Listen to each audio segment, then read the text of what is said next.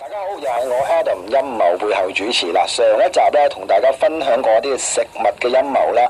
嗱，今次呢一集咧，我想同大家分享同食物都係有關係嘅，就係啲美式嘅快餐店啊。嗱，點解美式快餐店好多人都係咁講話？快餐店都唔係話好大陰謀啫。原來咧美式快餐店咧，你哋食緊嘅包咧，即係講緊啲漢堡包啦，或者啲炸雞咧，原來都係基因改造啊。點解會咁講咧？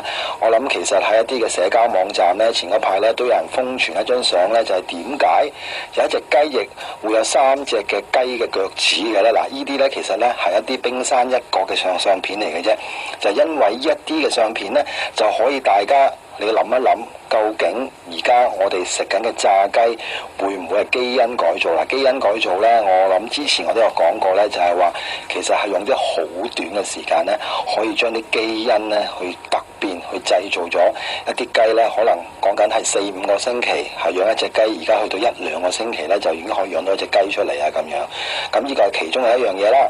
第二樣嘢喺網上邊咧，如果你喺見到一啲嘅即係一啲嘅視頻嘅話咧，你會知道咧，其實喺外國咧已經早幾十年啊，或者10幾年嗰個時候咧，已經有人咧去用一啲嘅漢堡包啊，加埋啲薯條咧，係用做一個實驗啊。咩實驗咧？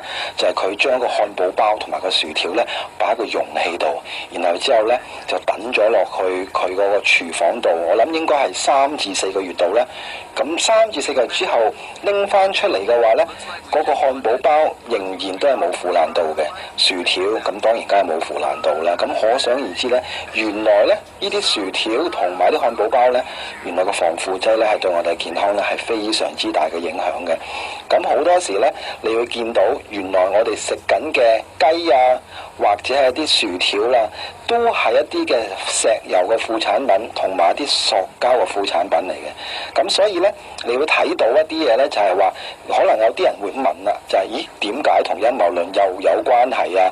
咁原來背後咧呢一啲嘅美式嘅連鎖快餐店同後邊嘅背後嘅藥廠咧，都係有一啲嘅掛鈎嘅關係嘅。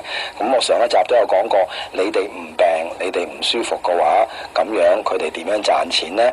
咁所以呢，好多時呢，你哋每一次如果你哋都要食嘢嘅話呢，肚餓嘅話呢，你都要諗一諗，需唔需要去一個美式嘅連鎖快餐店度食一啲美式嘅快餐？呢一集時間差唔多，我哋下一集再同大家分享。